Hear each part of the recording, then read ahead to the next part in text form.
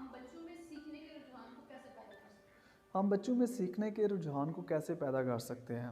तो इसमें सबसे पहली क्लैरिटी आप ये कर लें कि किसी भी बच्चे में सीखने का रुझान आप पैदा नहीं करते, उसमें पहले से मौजूद होता है। लेकिन हम जब बच्चे को समझ नहीं पाते, किसी इवन बड़े को अगर आप ना समझें, एक बड़ा अगर वो कुछ सीखना चाहता है और आप उसको डिस्करेज करते हैं, उसको एप्रिशिएट नहीं करते, उसको एक्नॉलेज नहीं करते या आप उसको रिसोर्सेज प्रोवाइड नहीं करते, तो अल्टीमेटली उसका जो तजस्सुस है, जो क्रियासिटी लेवल है, वो डाउन हो जाएगा। तो असल में ये होता है कि हमारा बच्चा जैसे ही 3-4 साल का होता है और वो स्कूल में आता है, तो पहले तो घर में ही उसके जो क्रियासिटी लेवल है उसको आप कह सकते हैं कि कट कर दिया जाता है।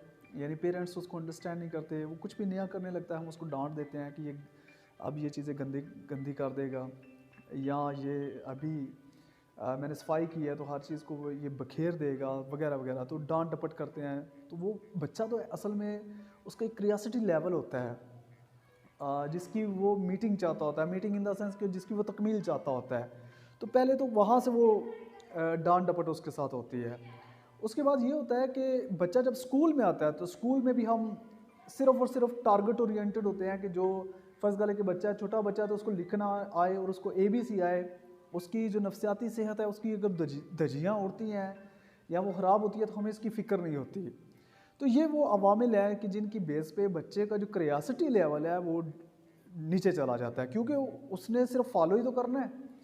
क्रियासिटी जब जिस इंसान के अंदर तजस्सुस होता है, क्रियासिटी होती है, वो उसको पुश देती है कि वो कुछ करे। तो जो वो करना चाहता है, जब वो करने की इजाज़त नहीं दी जाती तो वो फिर दब जाता है। और जब ये क्रियासिटी लेवल दबता है तो फिर आप बिल्कुल ऐसे ही होते हैं जैसे कोई चीज़ पड़ी हुई है, उसको उठा के यहाँ से वहाँ रखें, वहाँ से आगे कहीं रख दें, फिर वो इंसान इस तरह पैसिव हो जाता है। यानी उसका अपना जो एक होता है, एक पुश लेने का या कुछ भी करने का, आप कह सकते हैं इनिशिएटिव लेने की जो सकत होती है वो ख़त्म हो जाती है। तो अब जैसे कि मैंने पहले बोला कि क्रियासिटी लेवल एक्चुअल में दब जाता है, यानी किसी भी बच्चे का जो तजस्सुस होता है नेचुरली उसमें होता है, लेकिन वो दब जाता है।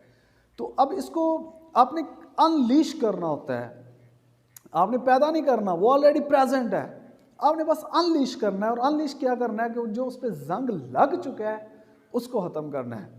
और जंग क्या लगा है, ये जंग लगा है कि तुम नहीं कर सकते, तुम्हारे अंदर ये चीज़ है ही नहीं कि तुम ये चीज़ करो। मसलन फर्ज करो एक बच्चा है, मैथ्स को लेके उसका एक माइंडसेट बन चुका है कि वो मैथ्स नहीं कर सकता, तो कहीं उसके जहन में ये बिठाया गया है बार बार कि यू आर नॉट कैपेबल, आप ये नहीं कर सकते, आप इस काबिल नहीं हैं। तो जितनी दफ़ा वो बिठाया गया है ना, अब उतनी ही एफर्ट करके आपको उसको ये बताना होगा, ये फील करवाना होगा कि तुम तो कर सकते हो, यू कैन डू इट। आप सादे लफ्ज़ों में कह सकते हैं कि उसको पुश की ज़रूरत है, और वो पुश जो उसकी सेल्फ स्टीम को बिल्ड करे, वो पुश जो उसके अपना जो उसका इमेज एक नेगेटिव बन चुका है, या जो अपनी इससे नफ्स वो खो चुका है।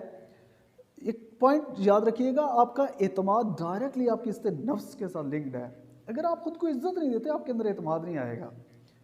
तो बच्चे की जब इससे नफ्स के अंदर ये गड़बड़ हो जाती है, जब खुद को गैर अहम समझता है या वो ये समझता है कि वो ये चीज़ें नहीं कर सकता जैसे दूसरे लोग कर सकते हैं, तो फिर वो नहीं सीखता, वो डरता है, वो कहता है मुझसे ये होना ही नहीं, मैं तो ये सीख ही नहीं सकता, ये चीज़ तो मेरे लिए है ही नहीं। तो वो ये कॉन्फिडेंस उसमें नहीं आ पाता।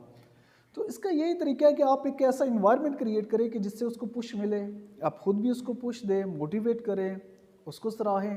तो इस तरीके से आप उसका जो क्रियासिटी लेवल है उसको बिल्टअप कर सकते हैं।